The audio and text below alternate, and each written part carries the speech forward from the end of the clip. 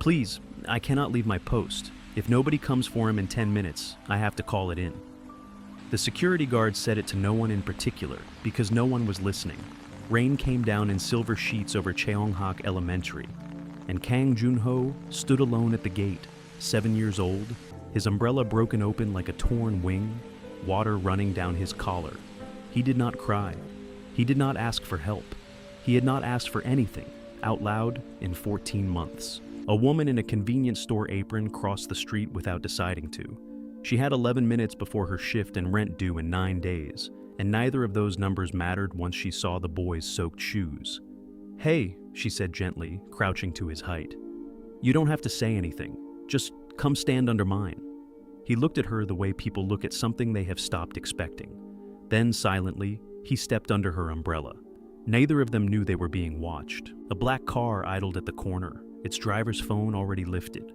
By the time Kang Tae-min landed that night, jet-lagged and unreachable for 6 days, a single photograph was waiting in his messages. His silent son, dry, holding a stranger's hand outside a convenience store. He would spend a fortune trying to identify her. He would not need to spend a single one convincing his son to trust her. That part, somehow, had already happened, in the time it takes rain to fall. Weeks later, in a glass boardroom 40 floors above the Han River, a chairwoman would ask the Nigerian nanny exactly what she wanted from her family. Ada would answer with the truth, and the truth would not be enough, not yet. Because before any of them could belong to each other, one boy who had not spoken since his mother's funeral would have to decide, on his own terms, when silence had done all it could do, and when it was time, finally, to speak. By 20 minutes past 6, Cheonghak Elementary had emptied itself of nearly everyone. The rain had started as drizzle at 3 and turned by dusk into something with weight to it, drumming on the tin awning where a single security guard kept his post and refused, against every instinct, to leave it. Every other child had been folded into a car, a grandmother's raincoat, an older sibling's bicycle. Only one remained, a small boy in a navy uniform, standing exactly where the crosswalk light met the curb, holding an umbrella that had lost half its ribs to the wind. He had not moved from that spot in over an hour. His name was Kang Junho, though nobody at the gate that evening knew it yet. He was 7, narrow-shouldered, and carried a canvas bag with a single rip along its seam, mended twice with the wrong color thread. Under his arm, wrapped in a plastic sleeve to keep it dry, was a spiral sketchbook he did not let out of his sight. The guard had already called the number listed for his driver 4 times. It rang and rang into nothing. A neighbor might have known to try the office directly, but the guard was new, hired only that spring, and the number for Kang Group's executive floor was not one he had memorized. "I cannot leave the gate unattended," he said, mostly to himself, checking his watch for the 9th time. "If nobody comes in 10 minutes, I have to file a report and call the district office." He said it like an apology, aimed at the boy, who gave no sign of having heard it. Not a nod, not a flinch, not the small performance of worry most children offer adults in moments like this. Junho simply watched the rain hit the pavement in widening rings, his face arranged into a kind of careful stillness that looked, to a stranger, almost like patience. It was not patience. It was a boy who had learned, over 14 months, that waiting silently cost him nothing, while asking out loud had once cost him everything he loved. He had not spoken a single word since the afternoon of his mother's funeral, not to his father, not to his teachers, not to the therapist his grandmother had hired and then quietly dismissed for failing to produce results within a season. The school knew this. The rain did not. It kept coming, indifferent, soaking through the last dry seam of his sleeve, while 3 streets away, a woman in a convenience store apron checked the clock above the register and reached, without knowing why, for her umbrella. Inside the sketchbook wrapped against the wet, though no one at the gate could see it, was a drawing Junho had made and remade for 11 weeks. 2 hands, one large and one small, meeting beneath the curve of an umbrella, rendered over and over in graphite until the paper had gone soft and gray with erasing. He drew it on good days and bad ones. He drew it on the bus, at the kitchen table, while his father worked through dinner on a tablet propped against the salt dish. And here, sometimes, at the gate, in the minutes before someone finally remembered him. Tonight there had been no minutes to spare for drawing. His driver's car had stalled 2 intersections away, its engine flooding in the downpour. and the man was out in the rain himself, cursing softly at a hood that would not lift on the first 3 tries. He had not thought to call ahead and warn the school. In 9 years of driving for the Kang family, nothing like this had ever happened, and habit had made him careless in exactly the way habit does.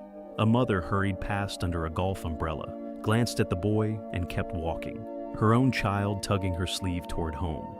A delivery rider paused at the curb, engine idling, looked twice at the small, unmoving shape by the gate, decided it was not his business, and rode on.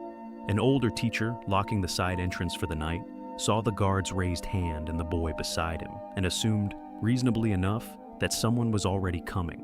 Nobody was cruel, nobody meant harm.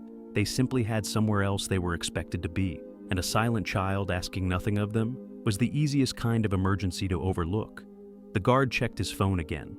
6:44.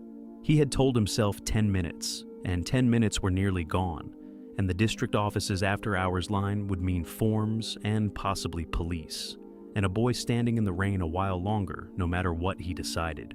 He was reaching for his phone to make the call he did not want to make when, through the gray wash of the storm, he saw a woman jogging across the intersection with her own umbrella held out ahead of her, like something offered rather than carried.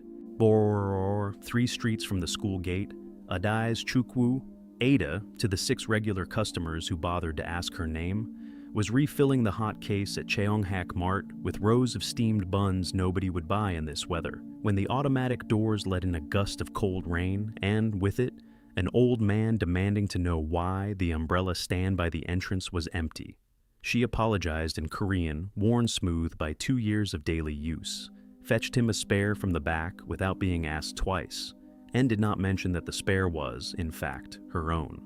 She worked the 4 to 11 shift 6 nights a week, restocking, wiping down the coffee machine, ringing up soju and instant noodles for men who rarely looked at her face, and folding her overtime one by one into a metal tin she kept beneath her bed for one purpose only: the licensing exam that would let her practice, finally, as the nurse she had already trained to be in Lagos, in a country that made her start over from nothing.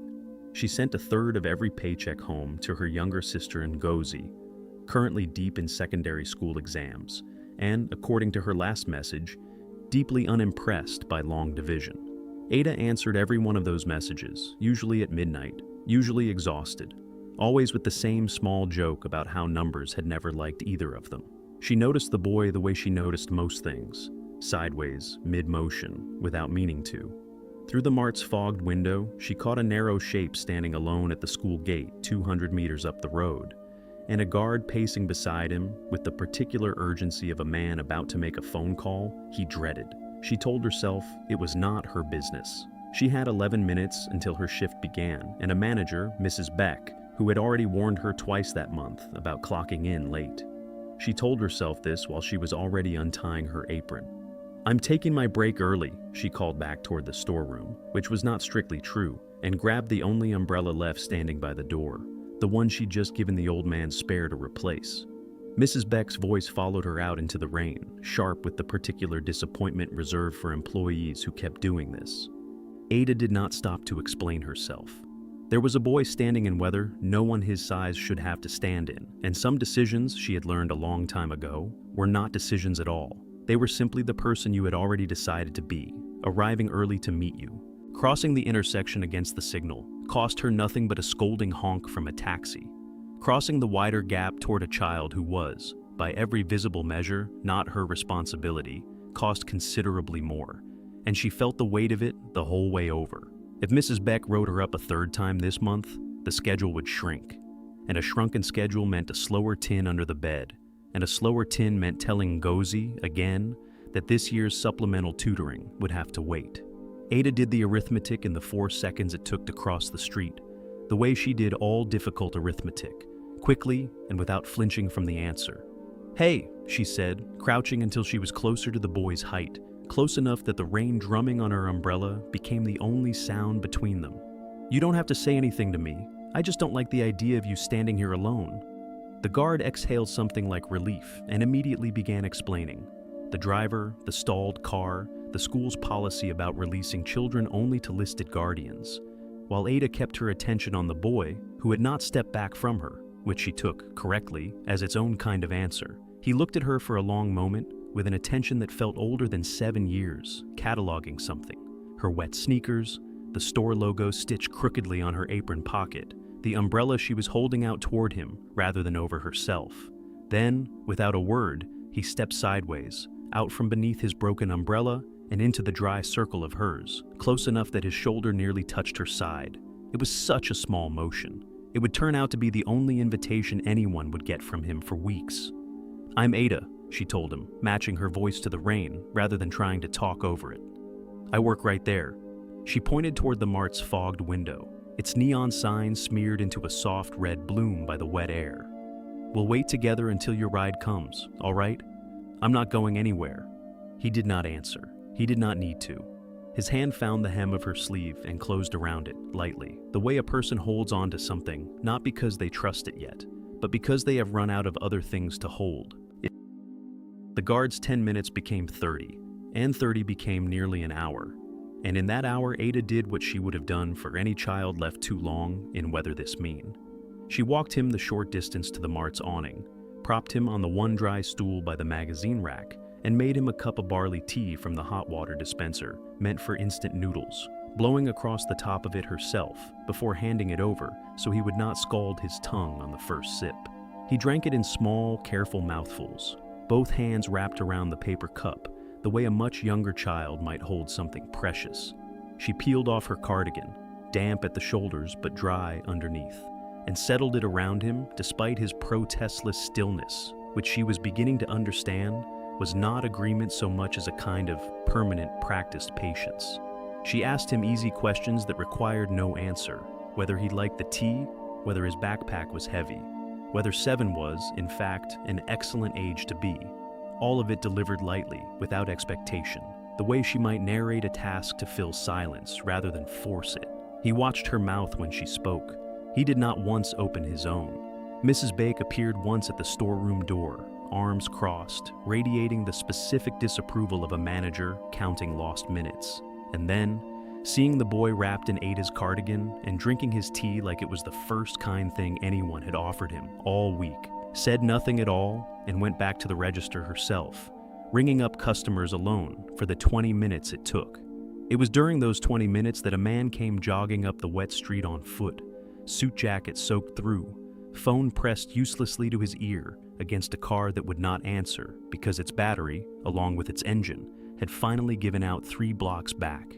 He stopped short at the mart's window, catching his breath, and looked in through the fogged glass at the scene inside. His charge, dry and calm and drinking tea, wrapped in a stranger's cardigan, sitting close enough to a woman he had never met that their shoulders touched.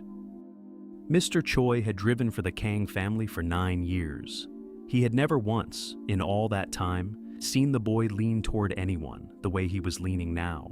Mr. Choi pushed through the mart's door, trailing rainwater across the tile, already midway into an apology before it fully left his mouth. For the car, for the delay, for the fact that a woman he had never met had been left to do a job that was, technically, his.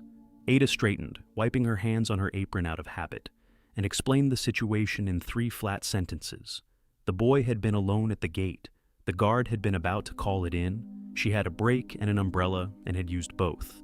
She did not frame it as anything more than that. To her, it wasn't.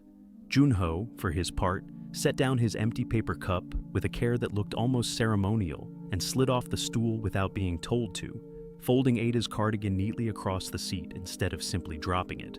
A small, deliberate courtesy that made Mr. Choi's throat tighten in a way he did not examine too closely. The boy paused at the door, looked back once at Ada, and lifted one hand in something that was not quite a wave, more an acknowledgement that a thing had happened between them and he had noticed it happening. "Thank you," Mr. Choi said again, meaning it more than the first time. "I don't know your name."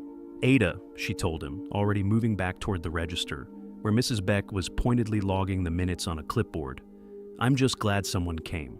He did not tell her, because it did not occur to him that it mattered yet, whose driver he was, or whose son had just walked out into a waiting car without once looking frightened of the dark or the rain or the long silent ride home. A rarity these past 14 months, that Mr. Choi intended to mention to exactly one person before the night was through. He composed the text at a red light, 2 blocks from the Kong Group Tower, thumb hovering over send for longer than the message warranted. A single photograph, taken through the Mart's fog glass before he'd gone in, of a boy leaning his shoulder into a stranger's side without being asked to, and beneath it, 4 words that would occupy more of Kang Tae-min's attention that night than the 6-country deal he had just flown 11 hours to close. Your son let someone in. By morning, Tae-min had already told his assistant to find out her name. He came himself 3 days later. Rather than sending anyone from Human Resources, which Ada would later understand, was already unusual, though at the time, she only registered that a tall man in an expensive dark suit was standing at the end of the snack aisle at 9 in the evening, looking entirely out of place among the ramen and the rotating hot dog warmer, waiting for her to finish with a customer before he approached. "Miss Chuk-woo," he said, and something in the careful, slightly formal way he used her full family name told her this was not a casual conversation. "My name is Kang Tae-min. My driver told me what you did for my son on Tuesday." He did not offer his hand, and she noticed, with the particular attentiveness of someone used to reading a room fast, that he held himself like a man rehearsing something he had not fully prepared. "I would like to talk with you, if you have a few minutes. I can wait until your shift ends." She recognized the name only vaguely. Kang Group meant shipping terminals and, more recently, half the electric ferries now crossing the Han, a company whose headquarters she had walked past 100 times without once imagining she would speak to the man whose name was on the building. She told Mrs. Beck she was taking her 10-minute break and led him to the plastic table by the window where customers ate their instant noodles because it was the only place to sit and because some instinct told her not to be alone with him anywhere more private. Not out of fear exactly, but out of a caution she had earned the hard way, in a country not her own, learning which kindnesses came with invoices attached later. He told her about Junho plainly, without performing grief for her benefit, that his wife, Seo Yeon, had died in a highway accident 14 months earlier, on a night Junho had been in the car and walked away from, with barely a scratch on his body, and, apparently, nothing left to say afterward. That 5 nannies in 14 months had come and gone, some fired for losing patience with the silence, some resigning on their own when weeks passed without the boy offering them so much as a glance. That his mother, the boy's grandmother, had begun quietly interviewing residential therapy programs in Switzerland, a plan Tae-min had not yet agreed to and did not want to agree to. "He let you in," he said finally, meeting her eyes for the first time since sitting down. "In one afternoon, in the rain, he let you closer than anyone has managed in over a year. I would like to offer you a position in our home, full-time. Whatever your current situation is, I intend to make it worth changing." Ada listened to the whole of it without interrupting, which was its own kind of skill, and when he finished, she did not immediately say yes, which visibly surprised him more than she expected it to. "I'm studying for my nursing licensure exam," she said. "I sit it in 8 months. I send money home to my sister every month, and I am not going to stop doing that to live in someone else's house and disappear into a job description." She said it evenly, without apology, watching him absorb the fact that she had conditions before he had finished offering terms. He agreed to all of it faster than she expected. Study hours protected, her salary transferred directly rather than routed through an assistant. A formal 1-month trial on both sides rather than a contract that trapped either of them. It was, she would realize much later, the first time in the conversation he had sounded less like a CEO closing a deal and more like a father running out of other ideas. "I am not asking you to fix him," he added, quieter now, the practiced formality slipping for just a moment. "I have had 5 people try to fix him. I am asking you to keep doing whatever it was you did on Tuesday, which, as far as I can tell, was mostly just staying." She thought of the tin under her bed, still short by a stubborn margin no amount of night shifts had closed. She thought of Ngozie's last message, 3 exclamation points about a mock exam score, and the quiet arithmetic of what a live-in position, however strange its origin, could mean for both of their futures. And she thought mostly of a boy's hand closing around her sleeve in the rain, holding on not because he trusted her yet, but because he had run out of other things to hold. 1 month, she said finally, extending her hand across the sticky plastic table between a rack of gum and a half-empty coffee carafe, in the least glamorous business negotiation Kang Tae-min had conducted in a decade. And I keep my Tuesday and Thursday study nights, non-negotiable. He shook her hand the first time they touched, and something in his expression, brief and almost boyish, suggested he had expected to be refused outright and had not fully planned for what came after being accepted instead. She started that Monday. The house on the hill above the river was, by any ordinary measure, extraordinary. Glass walls looking out over the Han, a kitchen with 2 ovens neither of the previous nannies had apparently used for anything beyond reheating, a household staff who kept everything spotless and almost nothing warm. Ada's first act on her second morning was to ask the housekeeper, Mrs. Yang, where the rice was kept, and her second act was to burn her first batch of jollof entirely, filling 40 square meters of imported Italian marble with the smell of smoked pepper and scorched tomato, an event that brought Junho out of his room for the first time all week, drawn by a smell his house had never once produced. He stood in the kitchen doorway and watched her scrape the ruined pot into the bin with the particular calm of someone who had burned worse and lived to tell it. And when she caught him watching, she simply handed him a spoon and pointed at the second, more successful pot simmering on the back burner. He tasted it with the wary precision of a boy trying something for the first time in a country he'd lived in his whole life. And whatever verdict he reached, he did not put the spoon down again until the pot was half empty. From there, routines built themselves the way routines do, one repetition at a time. She walked him to school each morning, past the same bakery where he began without comment, choosing the same walnut pastry for her rather than himself, sliding it toward her side of the counter before she could order. She sat with him at homework each evening, not correcting so much as narrating. "That's a 7, not a 1. Look how it curls," filling the silence with easy commentary that required nothing back from him. On the subway, when it rained, she taught him 3 words of Igbo for no reason beyond her own homesickness. Rain, mother, home. And he wrote them in his own hand into the margin of his sketchbook beside a drawing of the 2 of them under one umbrella that had, Ada noticed without remarking on it, replaced an older, sadder drawing on the facing page. She did not ask what the older drawing had shown. Some things she had learned from carrying her own losses into words once. A person shows you only when they are ready to be asked about them, and asking too early only teaches a child that safety has conditions attached to it after all. Weeks folded into each other in small, specific textures rather than large events. The particular fold Ada learned to give his uniform collar so it would not curl by afternoon. The exact seat on the 652 subway car where the morning light came through clean enough to read by. The Tuesday she noticed his shoelace fraying and replaced it before he could think to mention it, not because he'd asked, but because attention, given consistently enough, starts to anticipate needs before they're spoken.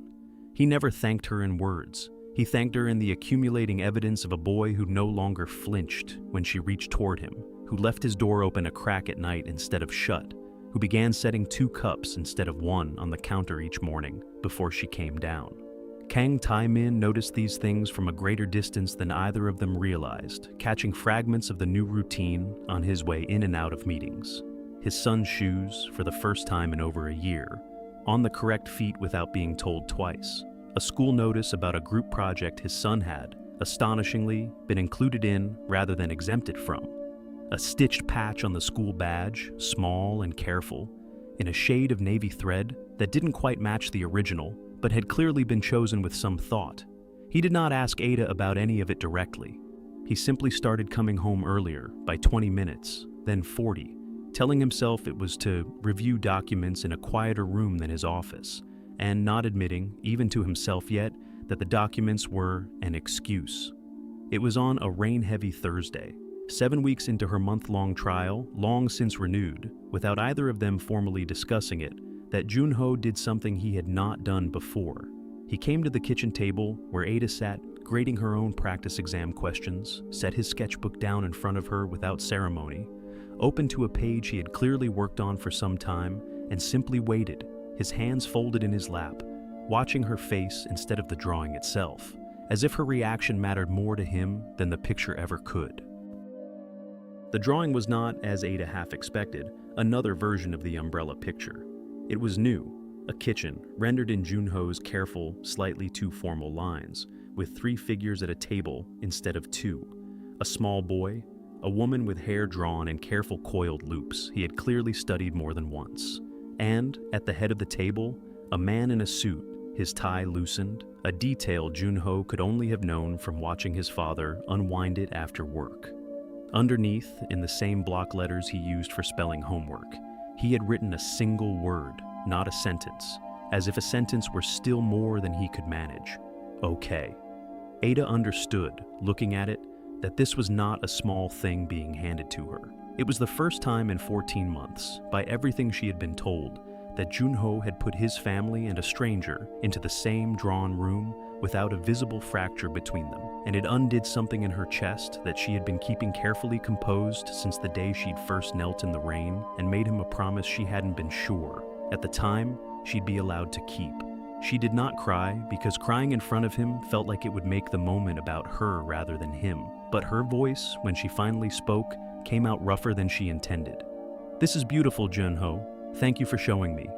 He nodded once, satisfied, and reached across the table to tap the empty chair beside her, an instruction, not a request, and sat down to do his own homework beside her exam papers, the two of them working in companionable silence while rain traced slow lines down the window glass. Neither of them noticed Kang Taemin in the doorway until he had been standing there long enough to feel intrusive about it. He had come home early again, another 40-minute excuse he hadn't examined too closely, and had walked in on something he did not fully have language for. His son, drawing him back into a family he had assumed for over a year, was permanently and irreparably 3 chairs at a table with only 2 people willing to sit in them. He watched Ada set the drawing carefully against the fruit bowl rather than folding it away, propping it up like something meant to be seen rather than filed, and felt, for the first time since Seoyeon's funeral, something in his chest loosen that he had stopped expecting to loosen at all. That conversation almost did not happen at all. Taemin lingered in the kitchen after Junho had gone up to bed, ostensibly reviewing a shipping manifest on his tablet at the counter, while Ada finished washing the 2 bowls left from a late snack, and for a long while neither of them spoke, the silence comfortable in a way that surprised them both. It was Taemin who broke it, asking, with the awkward precision of a man unused to small talk, whether Nigerian food was always this good, or whether he had simply been eating badly his entire life. "Depends which mother you ask," Ada said, drying her hands on the dish towel. "Mine would say you've clearly been starving. My aunt would say I've ruined the recipe by using Korean pepper instead of the right one." He laughed, a short surprise sound, as if the mechanism for it had gone slightly stiff from disuse, and admitted that he had, in fact, once tried to compliment his own mother's cooking using the wrong word entirely, calling a dish interesting in front of the household staff, a mistake his mother had never once let him forget in 15 years. The conversation loosened from there, unhurried, into things neither of them had planned to discuss. Her nursing exam, still 8, now 6, months away. The small apartment in Lagos she was saving to help her mother repair, its roof patched twice already with material that wouldn't last a 3rd rainy season. His own late nights as a younger man, learning the shipping business from the deck of a cargo vessel rather than a boardroom. A detail his current employees would be startled to learn, since he rarely mentioned it and never to anyone outside the family. "You don't talk about yourself much," Ada observed, not unkindly, folding the towel and setting it aside. "Neither do you," he said. "You talk about your sister, your mother, the exam, rarely about what you actually want underneath all of it." It landed closer to something than either of them had intended it to, and for a moment the kitchen felt smaller than its actual dimensions, the space between them narrowing in a way that had nothing to do with distance and everything to do with attention. Ada looked away first, gathering the last dish with more focus than a single bowl required, and said only that it was late, and that she had an early morning, which was true, and also not the reason she left the room when she did. Borrol. The summons came by way of Mrs. Yang, delivered with the particular gentleness people use when passing along instructions they privately dread. The chairwoman would like to have tea with Miss Chukwu on Saturday, at the family's main residence, alone. Ada understood, without needing it spelled out, that this was not an invitation so much as an inspection, and she dressed for it the way she dressed for anything that mattered, plainly, deliberately, in her own clothes rather than anything borrowed from the household's considerable closets. because she had decided a long time ago that she would rather be judged as herself than approved of as someone else's idea of acceptable. Kang Yeon-suk received her in a sitting room older than the glass tower her son now ran, all dark wood and inherited ceramics, and did not offer tea until she had first studied Ada for a long, unhurried moment across the low table between them. The kind of look, Ada thought, that had probably ended careers and canceled engagements in its time. "My grandson has not spoken in 14 months, the chairwoman said, without preamble. In that time, I have watched 5 capable women fail to reach him, 2 of them with better credentials than you currently have. I would like to understand what you believe makes you different before I decide whether you stay in this family's life." Ada did not flinch from the word family, though she noted it. "I don't think I'm different," she said. "I think I stopped trying to make him talk and started just being someone worth talking to eventually, if he ever wanted to. I'm not doing anything the others weren't capable of doing. I just wasn't in a hurry for a result I could report back to anyone." The chairwoman's expression did not soften exactly, but something in it recalibrated, the way a difficult sum recalibrates when a new number is added correctly. She poured the tea herself, finally, and set a folded document beside Ada's cup with the flat, practiced motion of someone who had done this kind of thing before. "There is a generous settlement in that envelope," she said, "for your studies, your family, whatever future you'd like to build for yourself, somewhere else.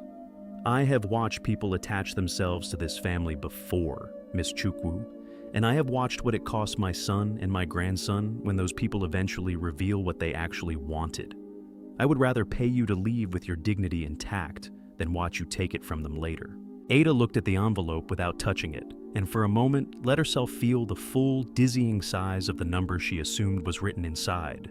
Enough probably to finish her exam prep without another double shift, to fix her mother's roof twice over, to buy Ngozi every tutoring hour she'd ever mentioned wanting. She let herself feel it fully, the way she believed in feeling anything fully before deciding what to do with it, and then she slid the envelope back across the table, unopened. "I understand why you're offering it," she said, and meant it. She had grown up watching her own aunties circle wealthier relatives with exactly the caution the chairwoman was describing, and she did not begrudge the instinct to protect what you'd built. "But I didn't take this position because I wanted something from your family.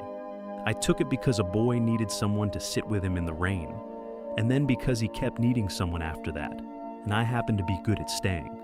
If you want me gone, you don't need to pay me. You can simply tell your son, and I'll go. And I won't make it difficult for anyone. But I won't take money to leave quietly because I didn't stay quietly either. I'm not for sale in either direction." The room held its silence for longer than felt entirely comfortable. And when the chairwoman finally spoke again, her voice had lost some of its ceremonial edge, replaced by something more private and considerably harder to perform. "My son has not laughed in this house in over a year," she said. "Mrs. Yang mentioned it to me last week, as though it were gossip rather than the only piece of good news I've had since the funeral. I am not a cruel woman, Miss Chukwu, whatever you may have been told. I am a frightened one, and frightened people test things before they trust them." She did not apologize, and she did not withdraw the offer of tea, pouring a second cup for each of them, as if the conversation that came before had been a different, separate appointment. But she did not mention the envelope again, and when Ada finally rose to leave 2 hours later, the chairwoman walked her to the door herself, a courtesy, Mrs. Yang would later confide, she extended to almost no one. The Kang Group Foundation Gala was, by tradition, the one evening a year Tae-min could not avoid, and by his mother's design, the one evening a year meant to remind 300 of Seoul's most influential families that the Kang line remained solvent, respectable, and, increasingly this year, in need of a suitable second marriage to keep the succession story tidy. Junho had been expected to make a brief, photographed appearance, and then leave with his tutor. He refused to leave the house without Ada, standing in the foyer in his small, formal suit with an immovability that no one, least of all his father, had the heart to argue with. So Ada came, in a dress Mrs. Yang had insisted on lending her. Deep green, understated, nothing that should have drawn a single camera in a room full of couture, and spent the first hour of the evening exactly where she intended to be, at Junho's side, near the edge of the room, refilling his water glass and quietly translating the evening's unfamiliar rituals into things a 7-year-old could tolerate. It was Junho himself who upset that plan, tugging her hand toward the dance floor during a slow number, insistent in the wordless way he insisted on things that mattered to him, until Ada laughingly agreed to one turn around the floor, with him standing on her shoes like a much younger child. Tae-min, watching from across the room mid-conversation with a board member, excused himself without finishing his sentence and crossed the floor to cut in, not because propriety required it, but because he did not want to miss it. His son laughing, silently but visibly, shoulders shaking with something close to real delight, spinning in slow circles under the ballroom lights. When the song ended and Junho toddled off toward the dessert table with Mrs. Yang, Taemin and Ada were left standing closer together than either had quite planned, and it was in that exact half-second, his hand still resting lightly at her waist from the dance, her face turned up toward him mid-laugh, that a camera, 3 tables away, caught the frame that would run in an entertainment column by morning under the headline, "Who is the Kang heir's mystery date?" Yoo So-min watched the whole sequence from the bar with a champagne flute that had gone flat an hour earlier, her expression carefully arranged into something between amusement and calculation. She had known Tae-min since university, had been quietly positioned by both families as the sensible, eventual second match for years, and she recognized, watching him laugh in a way she had not seen since before the funeral, that the calculation had just changed considerably. By 9 the next morning, the photograph had a name attached to it. A junior staffer at the foundation, eager to please, had confirmed to a reporter that the woman in green was the boy's nanny, we believe, though her exact role isn't entirely clear. And by noon, it had a headline running under Han Ji-eun's byline, the kind of piece that used words like mystery and unclear arrangement, precisely because ambiguity generated more clicks than any confirmed fact could. Ada's photograph, cropped tighter each time the story was republished, appeared beside speculation about her visa status, her intentions, and whether Kang Group's board had been informed that its heir apparent was, as one anonymous quote put it, keeping unconventional company. Mrs. Beck called Ada's old number twice that day, not out of concern but curiosity, having recognized her former employee's face from a coworker's phone screen. Ngozi called from Lagos in a panic over a translated version of the article a cousin had forwarded, certain her sister was in some kind of trouble. And at the Kang Group Tower, 2 board members requested an unscheduled meeting with Tae-min to discuss what one of them termed, with careful corporate delicacy, optics management around the family's public presentation going forward. Yoo So-min found Ada alone in the tower's private garden that evening, where Ada had gone to breathe air that didn't smell like 100 simultaneous opinions about her. "I'm not here to be cruel," So-min said, which was, Ada would think later, exactly the kind of thing cruel people say directly before being cruel.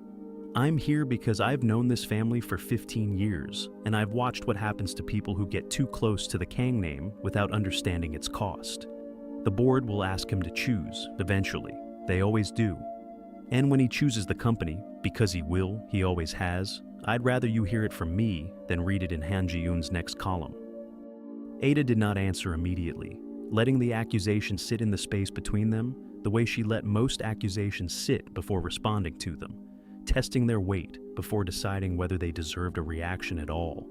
"You might be right," she said finally, "but I didn't come to this family for the name Ms. Yu, so I don't have very much invested in keeping it. I came for a boy who needed someone in the rain. Whatever your board decides, that part of it isn't up for a vote."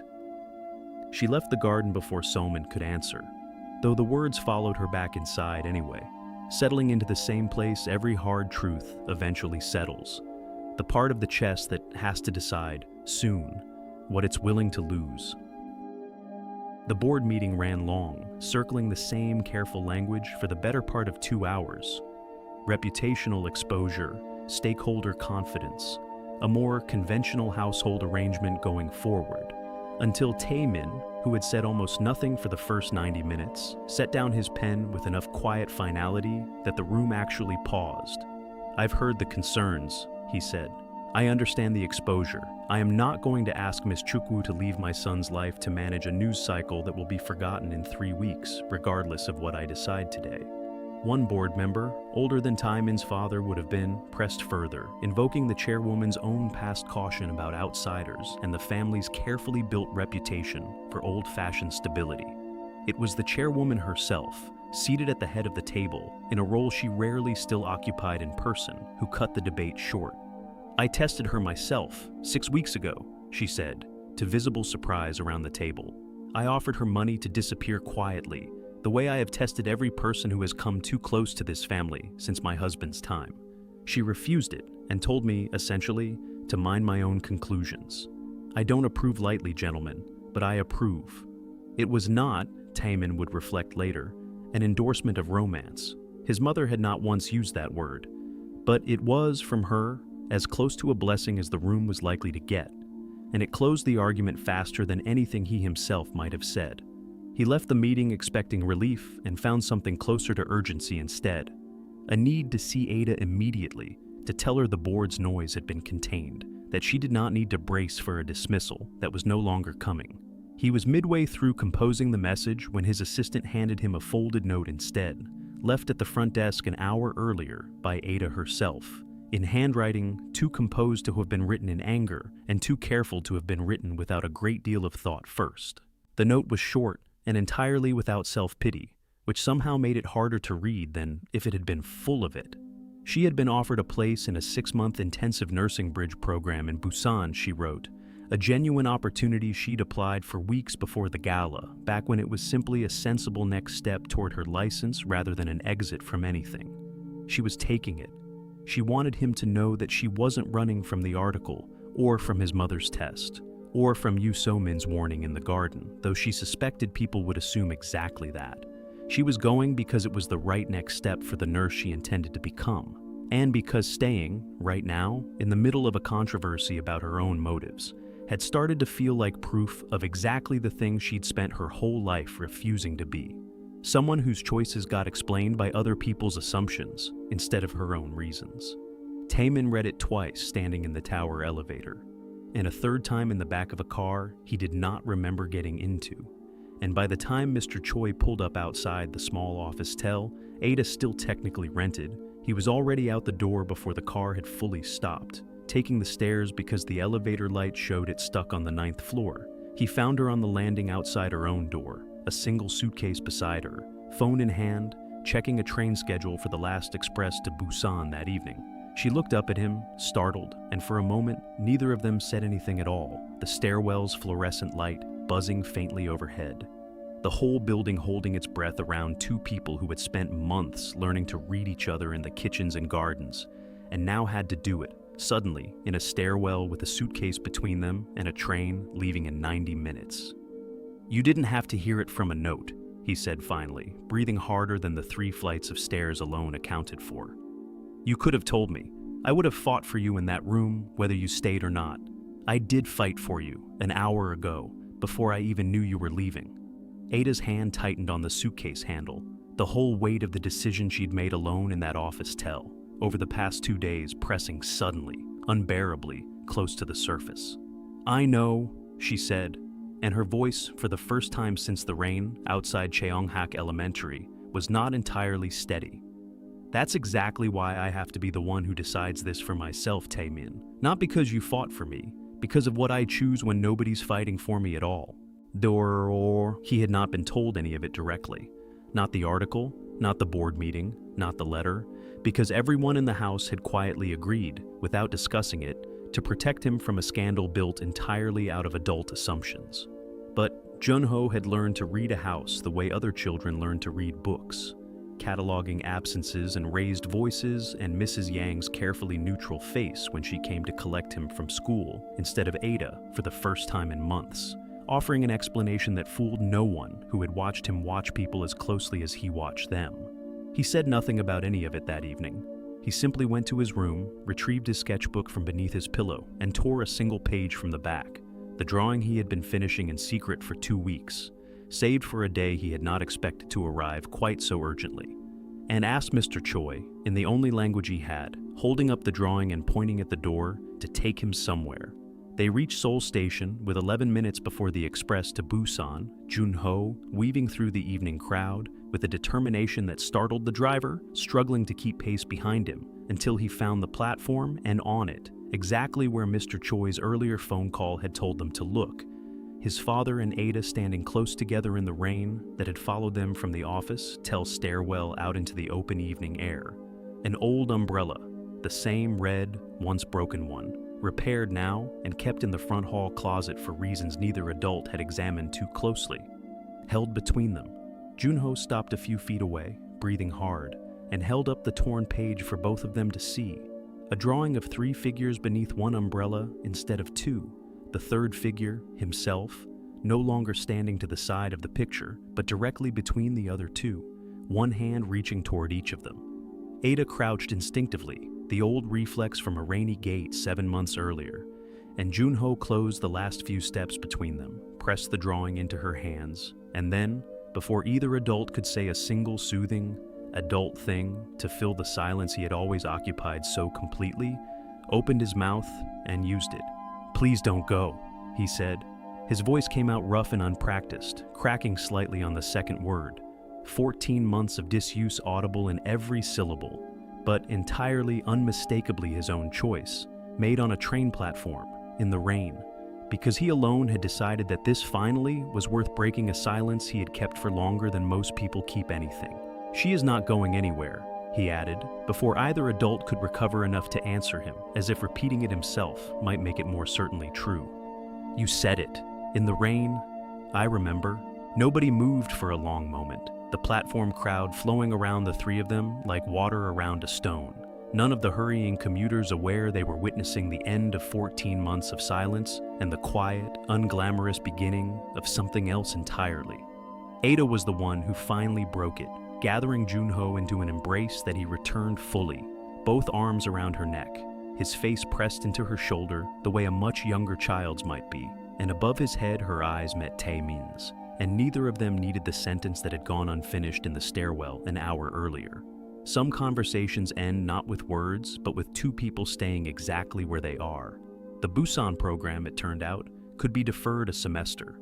A small administrative kindness Ada would later insist on paying forward, once qualified, to some other overworked woman trying to finish an exam on a night shift's leftover hours. She did not need to defer the 6 months after that, though, because by then, Kang Tae-min had quietly, deliberately restructured enough of his own schedule that a 6-month placement in Busan became something the 3 of them did together on weekends rather than something that separated any of them at all. A compromise built the unglamorous way, through calendars and trains and a great many small negotiated Sundays rather than through any single dramatic gesture. The red umbrella found a permanent place by the front door, no longer stored away but used, rain or no rain, on the walk to school each morning. 3 people now, most days, rather than 2. Junho's hand finding Ada's on one side and, increasingly, his father's on the other. The 3 shapes crowding beneath a canopy built for 2 and managing somehow every single time to fit. In his sketchbook, which he still filled, though the drawings had multiplied lately into ordinary things, a subway map, a badly drawn dog, his own name practiced in looping growing confidence. The umbrella picture remained on the very first page, 3 hands now instead of 2, exactly where he had left it, exactly where he intended it to stay. If a boy can find his way back to his own voice simply because someone chose, once in the rain, not to walk past him, what is stopping the rest of us from being that person for someone today? Tell us in the comments what small act of kindness once changed your life. And if this story found its way to you tonight, stay a little longer with us. Subscribe, and we'll meet you again under the next umbrella.